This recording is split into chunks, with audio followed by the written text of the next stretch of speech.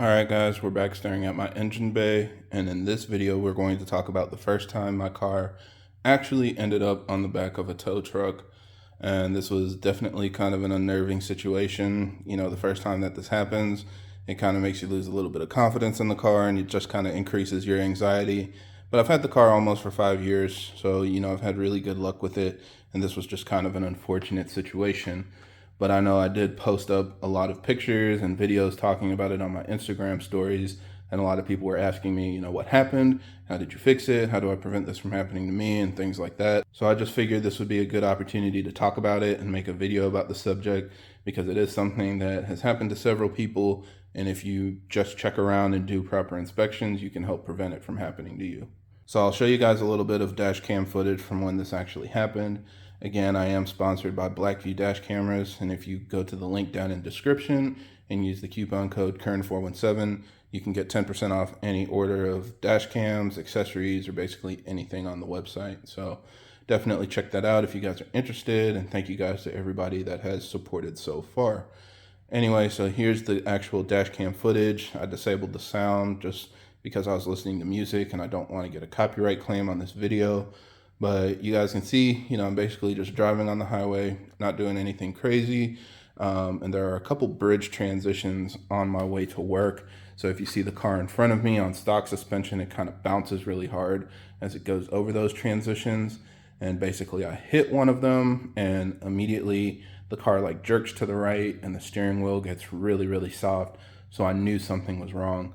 I immediately just kind of looked around to make sure the road was clear, and thankfully I was able to pull over to the side of the highway safely without too much drama and call for a tow truck. Now at this point I kind of had an idea of what was happening, because the past several months I've been having a kind of increasing issue with my car. It basically felt like the car was getting lower and lower on its own.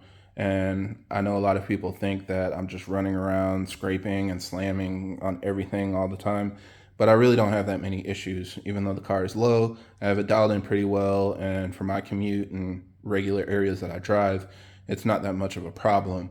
But the past several months, it's just been getting worse and worse. My tires started rubbing, my lips started hitting things and scraping on things, and I wasn't really sure what was wrong.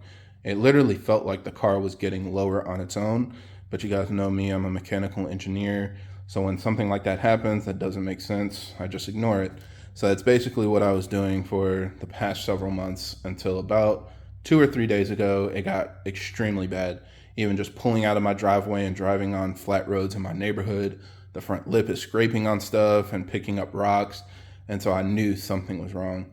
So I jacked up the car, looked underneath the suspension, and I saw that the set screw from my adjustable coilovers was missing, and that's what holds the coil in place. So I figured maybe the screw came out and it started spinning on its own, and that's what was causing the suspension to lower. Now at this point I was still a little bit skeptical that that was the actual issue, because I know with the weight of the car and just how much tension the suspension is under, when I've got the car on the ground, it would be really hard for that coil to turn on its own, especially with how bad the suspension was getting.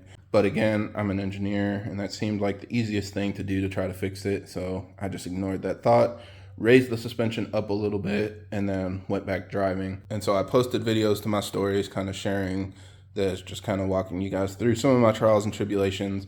And then not even 12 hours later, that's when everything went completely wrong. So in my mind, the screw came out again and the suspension just started lowering, and that's why it got really bad. And so I was waiting for the tow truck driver, and he told me like there's no way he can get this car on his tow truck because it's way too low. And I'm like, yeah, I know the car is low, but then I turn around and really look at it and realize the front lip is literally on the ground, like the tires all the way up in the fender well, as if I was on air suspension or something. So I told him, you know, if I can adjust my suspension, I can raise it up. I just need to be able to get the wheel off so that way we can get it onto the tow truck. He got a friend to come over that had a jack and tools and stuff so I could get the wheel off. And that's when we realized what actually happened. Yeah, that brass part should be in the knuckle. Oh, okay. It's all the way below it. You don't know what size that bolt is, do you? So yeah, the suspension literally fell through the knuckle, hitting that big bump was enough force to basically just punch the knuckle straight up on top of the suspension where it was supposed to be mounted. And now I'm literally sitting on my tire with nothing else holding the car up. So that was super sketchy to see, but I had seen failures like this before.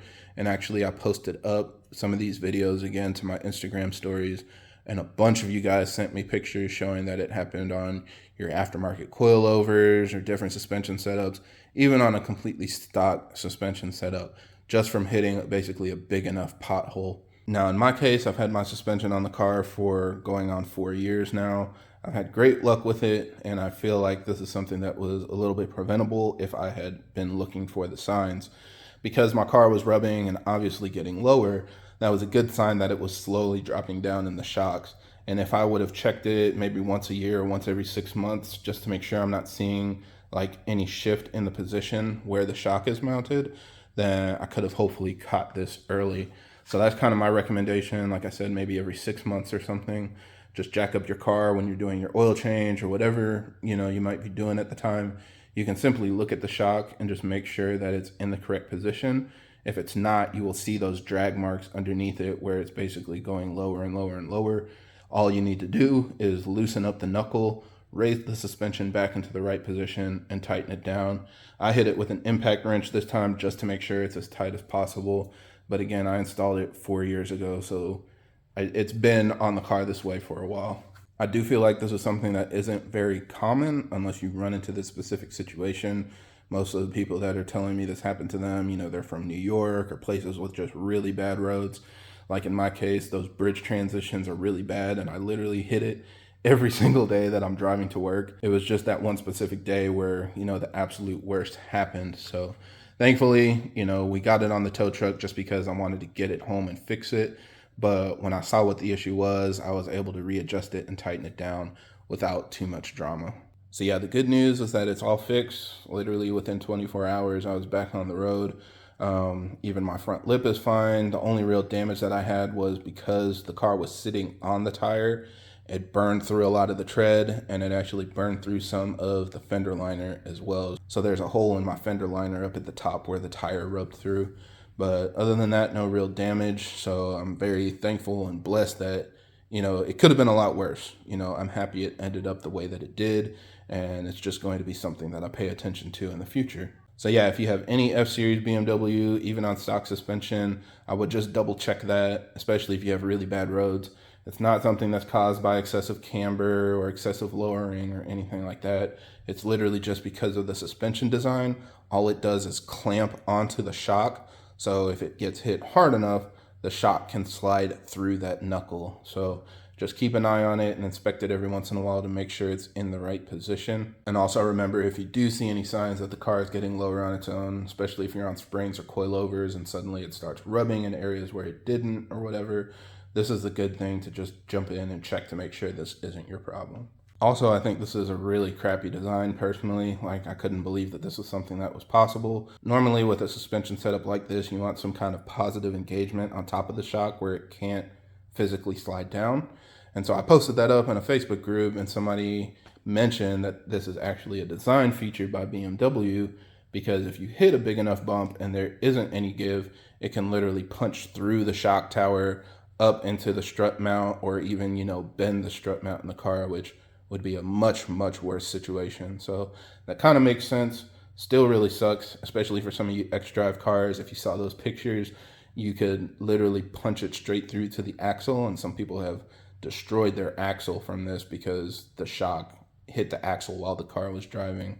So there's really no way to make this a really nice issue to have. Hopefully you guys can just double check this every time you inspect your cars, check your brake pads, check all your fluids and everything, and just look under the car to make sure the shock isn't moving in the knuckle. Now we're back good as new. Hopefully this video helps you guys out and just gives you something else to check to help keep your car as reliable as possible.